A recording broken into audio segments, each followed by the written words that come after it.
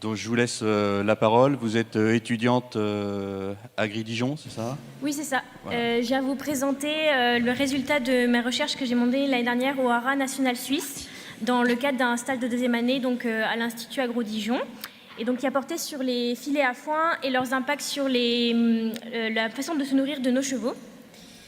Donc pour rappeler déjà pourquoi on utilise des filets à foin, il faut rappeler les besoins d'affouragement de nos chevaux qui sont assez particuliers. On a des besoins premièrement qui sont physiologiques. Les chevaux ont besoin d'avoir une alimentation qui soit riche en fibres, avec une alimentation en continu et des phases de jeûne inférieures à 4 heures.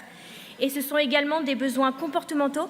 Le cheval va ainsi passer 16 heures de sa journée à se nourrir pour son besoin d'occupation, avec une position particulière, tête basse et plutôt en mouvement. Cependant, sous nos conditions domestiques actuelles, l'affouragement va être contraint par des contraintes pratiques et économiques et parfois de santé, ce qui fait que les chevaux ne vont être affouragés en général que 1 à 3 repas par jour et le temps d'ingestion va être limité ainsi à 6 à 7 heures au lieu des 16 heures. Et on va avoir des longues pauses également entre les repas, ce qui va pouvoir entraîner à la fois des problèmes digestifs et comportementaux tels que les stéréotypies. C'est pour ça que des filets à foin ou autres dispositifs de slow feeding ont été développés. Donc ce sont des dispositifs qui vont ralentir mécaniquement la vitesse d'ingestion, donc qui vont permettre d'augmenter la durée du repas pour une même quantité de fourrage.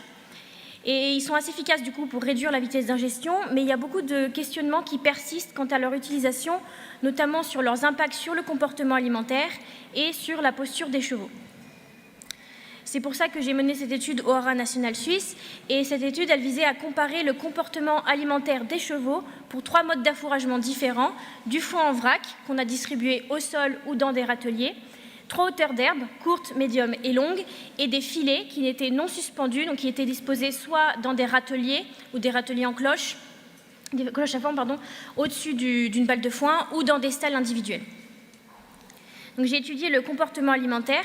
Premièrement, la mastication. Elle ne veut pas démarrer. Premièrement, la mastication qui correspond au mouvement complet de la mâchoire inférieure. La préhension lorsque le cheval va prélever des bouchées de foin. Le rassemblement lorsqu'il va utiliser sa lèvre supérieure pour attraper les brins. L'exploration lorsqu'il fouille avec le bout de son nez les brins les plus appétissants. Les pauses non alimentaires lorsqu'il se déplace, regarde son environnement ou boit. Et enfin, nous avons étudié également les torsions d'encolure, donc c'est lorsque le cheval penche la tête à droite ou à gauche. Ce qu'il faut retenir de mon étude, c'est que les filets permettraient un comportement plus naturel que le foin en vrac, notamment parce qu'ils entraînent plus de préhension, ce qui permettrait possiblement une meilleure usure de la santé dentaire que les chevaux mangeant au foin en vrac. Ils entraînent aussi des bouchées plus petites, donc possiblement une meilleure santé digestive à terme avec plus de salivation. Par contre, il y a plusieurs points d'attention à relever, notamment leur possible impact sur les vibrisses, leur possible impact sur les postures des chevaux et l'importance de la hauteur et de l'inclinaison du dispositif. Donc si vous voulez en savoir plus, n'hésitez pas à venir me voir à mon poster.